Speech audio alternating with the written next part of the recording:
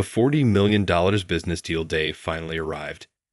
Isabella, my employer, was unable to respond to the client's enquiries and was standing motionless. Then, Kevin, our previous manager, grinned and got up. "I'm sorry, everyone," he started. "It seems she has completely forgotten about the mishandling of the previous contract." Everything made sense to me at that very moment. Kevin set Isabella up for failure by purposefully failing to provide her with a suitable briefing and withholding information about previous events. I had had enough of seeing her suffer. With determination, I got up, moved to the stage, and took a position next to Isabella. I then took out another set of materials and started talking clearly. Kevin would be held accountable for the chaos he caused.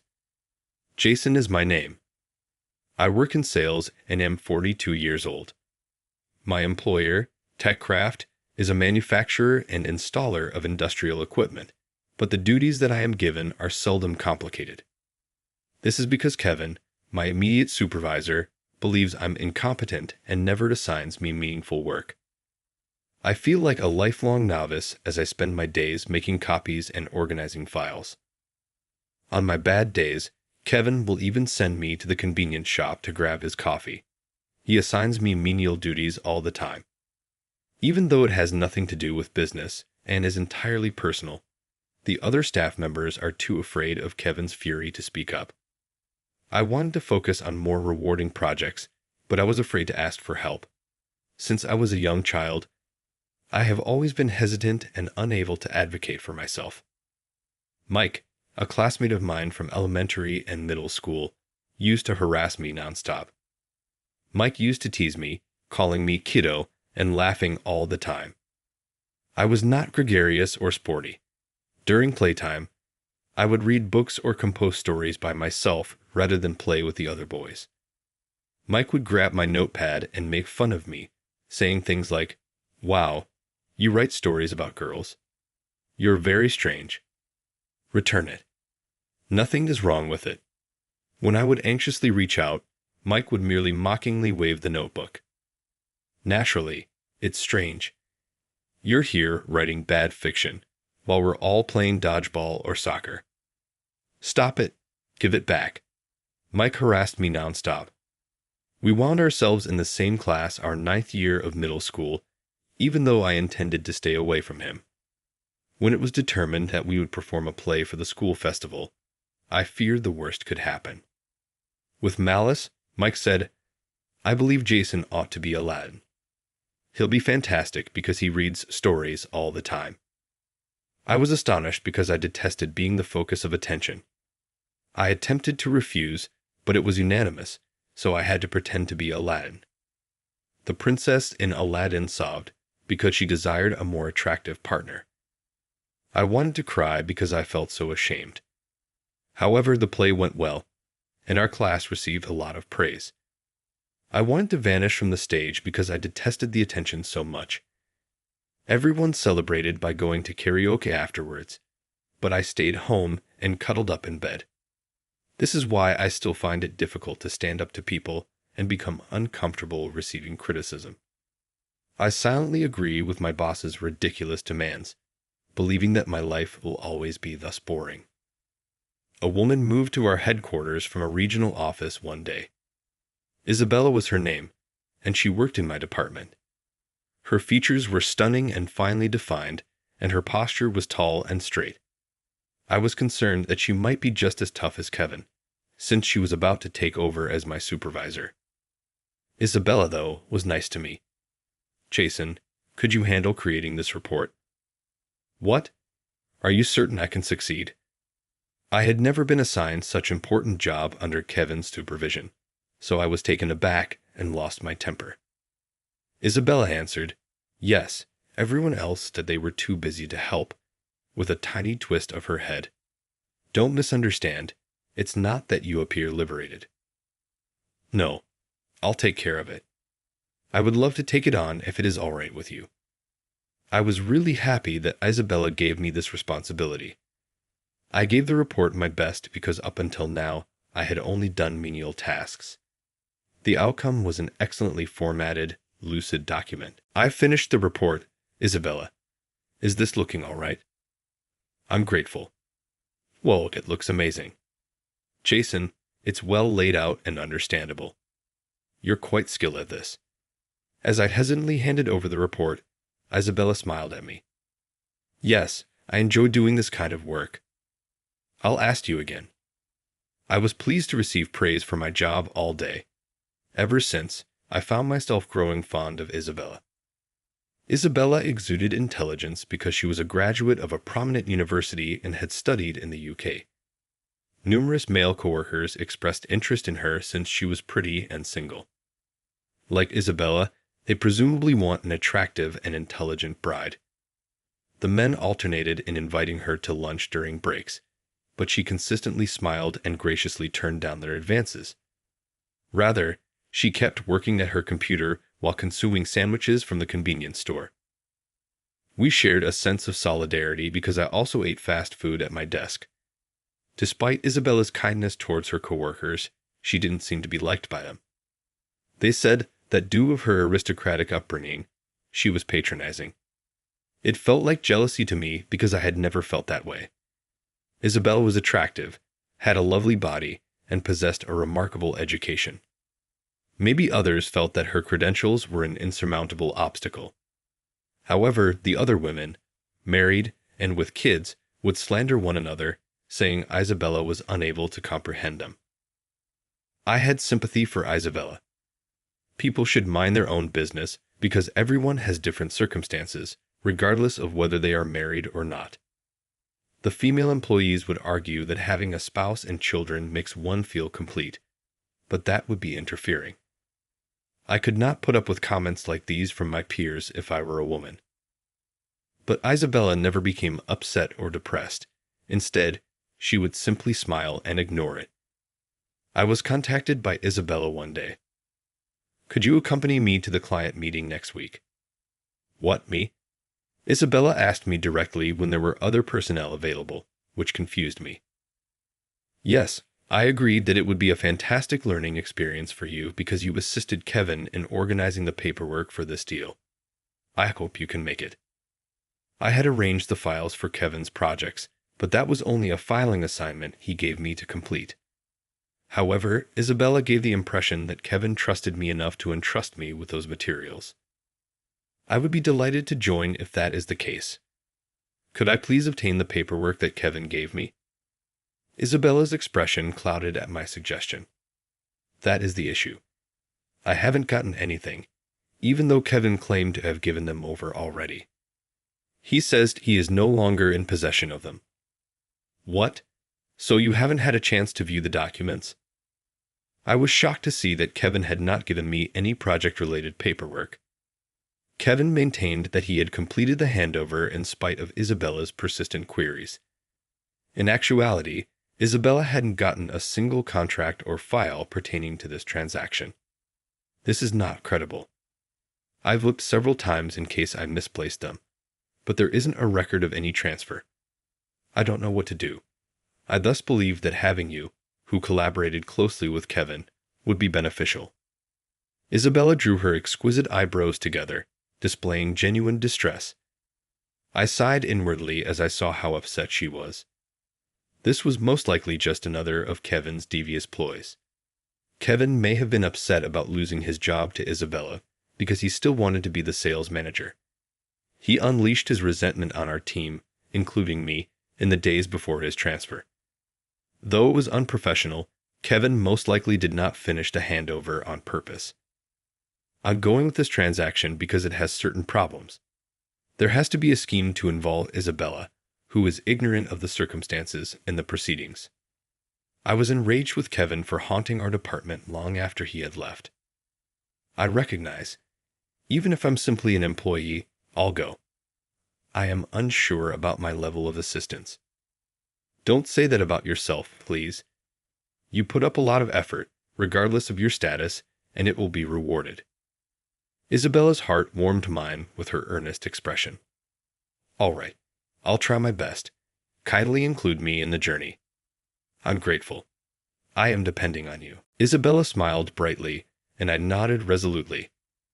I'd been requested to go with her, so I'd taken my time going over the relevant files in the archives. Kevin had given me the task of filing, so I knew precisely where everything was. I gathered the most crucial records and gave them to Isabella. We weren't quite ready for the meeting until late last night, but we were eventually. When we met that day, Isabella gave me a bow. Jason, without you, this would not have been possible. Many thanks for it. No, not at all. Isabella, this is the outcome of your labor of love. Let us make an outstanding presentation. After arming ourselves, we made our way to the conference room where our clients were anticipated. At my job, TechCraft, we build and install industrial machinery, and we were attempting to get an order in for machine parts. Dealing with $40 million on the line, this had to work. There were several of our company's executives in attendance. Unexpectedly, Kevin attended the meeting as well. I was confused inside, yet the meeting started. Isabella used the resources we had jointly prepared to begin her presentation with ease. But after only 10 minutes, the meeting was adjourned. Employees of the client started muttering to each other, and Mark raised his hand. Before we proceed with this deal, could you explain the issues from the previous transaction? What? The previous transaction? Isabella glanced at me, seeming perplexed. I attempted to ask other staff members for clarification because I was likewise ignorant of any problems with the prior agreement. Then I caught Kevin giving me a menacing smile. What is the issue? Be quick to respond to their enquiries. It was Kevin who pointed out to me that we were being set up. Now, everyone was focused on Isabella. We asked for an early delivery, but it was ultimately postponed for around half a year. Furthermore, the product was supplied without fulfilling the specified requirements. How are you going to handle this? The other party explained that the prior transaction involved a project that Kevin had requested.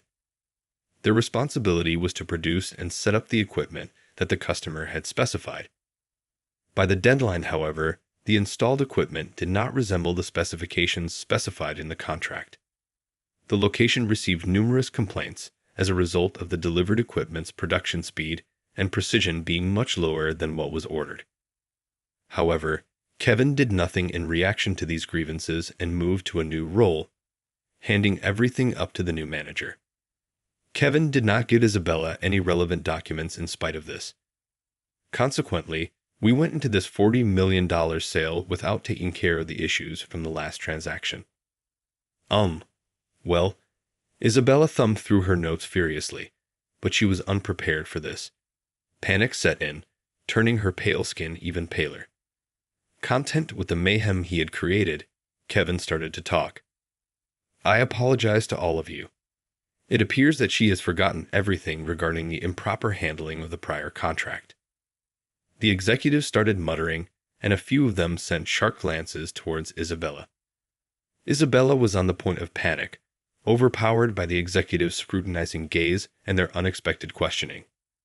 Kevin appeared content with Isabella's circumstances as he sat back and crossed his arms. That's when I finally realized what was going on. Kevin had purposely delayed handing over the keys and kept Isabella unaware of previous cases in the hopes that she wouldn't succeed.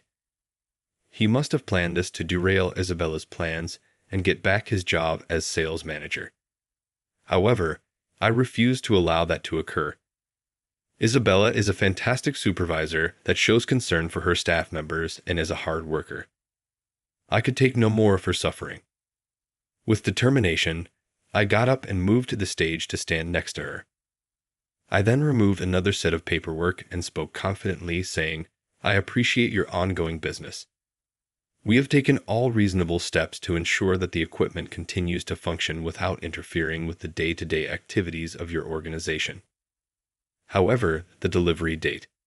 The client said, we can't trust a company that can't meet deadlines. With fury.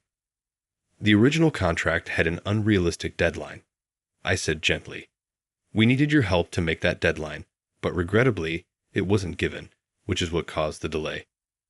Kevin was the one who agreed to the contract with the implausible deadline.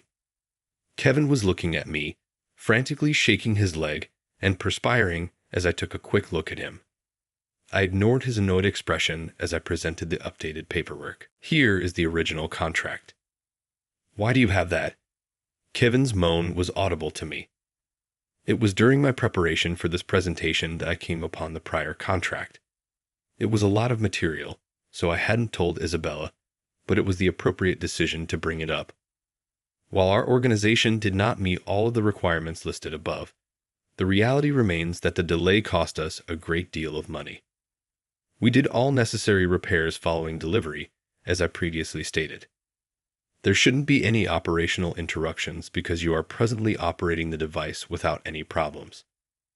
In response to my assertions, the other person began muttering once more. After calling the location, one of them verified that what I had said was true. However, because of the wait, we are requesting payment for the lost revenue. We want an apology and payment because the performance fell short of our expectations. The paper makes it very obvious that the standards that were provided were reference values. In addition, as I previously stated, the delay resulted from your lack of cooperation, and we've made sure there are no interruptions to operations. I replied once more, proudly presenting the contract. The other party hurried to get word from their business. We truly apologize for the inconvenience. However, the delay did happen. In the future, we won't impose arbitrary deadlines. I looked at Kevin, who was pale now, his eyes narrowed as he glared at me. The executives were now skeptical of Kevin, as the contract made it quite evident that he was in charge of the last deal. Even with the unforeseen problems, we took care of them right away. We will always strive to prevent any harm to our clients, as demonstrated by our prompt repairs last time. I bowed deeply to end the talk. I noticed the client's look of trust when I looked up. Everything you stated is accurate, as verified by our headquarters. We too made mistakes that interfered with our ability to work with your organization, but we value your quick response. After that, everything went smoothly, with Isabella giving the important portion of the presentation. We ultimately closed the $40 million contract with success. Isabella appeared relieved after. I am so grateful for today. You made it happen, Jason, and the deal was sealed. But how did you do it with such skill? Really, who are you? Well, just as I opened my mouth to respond, a furious Kevin barged over. What was that about today, and why is this useless Jason here meddling in the deal? I said gently, you should be more concerned about your own position, gesturing behind him. Kevin whirled around, his face contorted in disbelief, saying, What? The executives were standing there, staring at Kevin. In particular, Executive Vice President Tim appeared enraged. What does this have to do with the last contract? A manifestly unattainable timeline and dubious language. Well, it was just a small mistake. Kevin instantly bowed over, trying to think of something to justify. His haughty demeanor towards me had vanished entirely. We knew we lost a $40 million deal, mistake or not. Do you have any idea how much harm that we've done to our business? Jason saved the day, and you ought to be grateful for that. Kevin, who had always treated others with contempt, was forced to lower his head in appreciation, and his expression betrayed his animosity. The higher management, however, didn't stop there. Your work attitude has already caused us some anxiety. We'll carry out an internal inquiry and determine the appropriate course of action for your disciplinary action. Get ready to deal with the fallout. Please wait. I didn't do anything improper. Kevin, half-cried, was running after the departing executives, trying valiantly to explain himself. But when all of this was revealed, he was probably going to suffer some serious consequences. Once the disturbance subsided, Isabella turned back to face me. Jason, you really do amaze me. You've always claimed that you were simply an inept worker, but I don't see it at all. Oh please, stop exaggerating. I work as a regular employee, handling paperwork. Isabella never stopped looking at me with a serious gaze, no matter how hard I rejected it. What made you bring the old contract with you? The current negotiation might not have succeeded without it. It's imperative in business to support claims with contracts. Contracts are evidence. They provide precise, understandable terms that have been agreed upon by both parties, I said with ease. Isabella's eyes continued to swell. Be truthful with me. Are you really among the elite? You have a sharp mind, are convincing, and are rational. Are you qualified in any way? Well, after meeting her sincere stare, I came to the realization that it would be futile to continue hiding my true history, so I at last came clean. Actually, I have a law degree. What? You were a lawyer then? That clarifies why you know so much about contracts. Did you attend law school as well? Isabella's eyes widened in shock at my answer. No, I passed the bar exam, but chose not to become a lawyer. What? Why did you say that you were just an employee like any other? You have a lot of talent. I sincerely appreciate your saving the day. I was in a panic. Isabella thanked them over and over. Despite including it on my resume when I first joined the company, I had kept my law degree a secret from them. My credentials and history were known to HR and upper management. Given the size of the company, Kevin and my coworkers most likely thought of me as just another ineffective employee. I was always more of a bookworm, and my classmates made fun of me a lot. I even created books, but others made fun of me for it. Jason, you're really talented. That really is incredible. Isabella was always complimenting me, but I didn't think I was all that special. My goal in getting a law degree was to aid others, but regrettably, something happened. I was present when someone connected to a case singled out and gravely injured my mentor. When he finally passed away, I began to doubt the field. As a lawyer, I wanted to help people, but the thought of being so loathed that people would even assault me made me change my mind. Thus, I made the decision to live as an average employee rather than seek a career in law. Becoming in the spotlight is not my thing. Therefore, I didn't think becoming an office worker would be a good fit for me. Even though I had a law degree, I was frequently asked during interviews why I wanted to work in an office. All I wanted was a normal job with a tranquil existence. I got employed by providing general responses, which is how I ended up here. I worked hard at first, but as I got older, I stopped working so hard because I was warned not to overdo it, or that my efforts might bother other people. I was an exception because most new hires had only attended 4-year institutions. I came from a legal background. I was presumably viewed as a worthless worker due to my advanced age. Kevin treated me like an imbecile and assigned me menial jobs as a punishment, but I stopped caring. I hated being the center of attention in times of crisis, even while I yearned for meaningful work. Previously, my primary goal as an employee had been to avoid taking on responsibilities, but this time was different. Isabella's hardships were too real to me, and I wanted to support her. I wanted to help Isabella because she had always watched out for me since she came. She listened to the end with teary eyes as I told her about my background. I was a little happy to see her cry for me. Jason, you're a kind and compassionate person. I believe you're too sensitive to deal with hard facts, which is why you shouldn't have been a lawyer. I blinked in amazement too, hearing such wonderful words. However, that is not a cause for shame. It simply demonstrates your heart's purity, Isabella remarked, giving me a back pat. The negotiations went well after that. The client studied the specifics during our discussion, and we immediately drafted adjustments. We even finished the contract draft by the end of the meeting, thanks to my legal degree.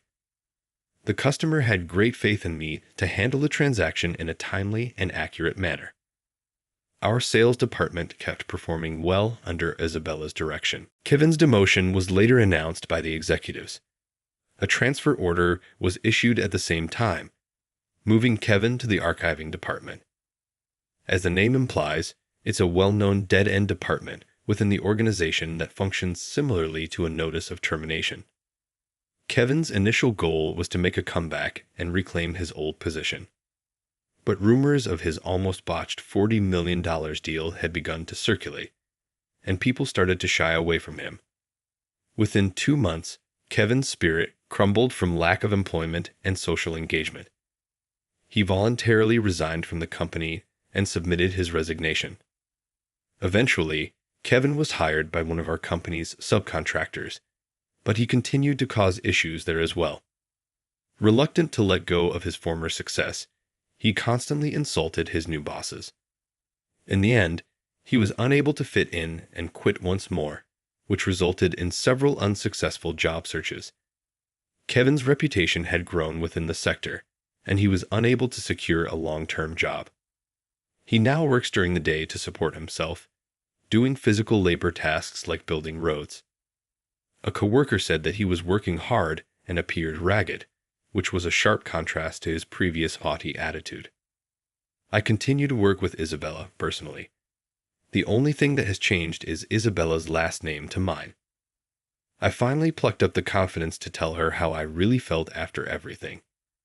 She seemed a little surprised when I told her that I had liked her when we first met, but she smiled sweetly and nodded. Jason, I've always liked you too. I skipped lunch to be with you at my work. Really? We discovered that we felt the same way about each other. We tied the knot. For business purposes, we use our former last names at work, but at home, we relish our happy married life. The best thing that ever happened to me was meeting Isabella. I would have remained a quiet, routine employee without her. I think that by sticking by and supporting one another, we can overcome any obstacles life presents. I took her hand as I thought that. She gave me a solid squeeze in return, assuring me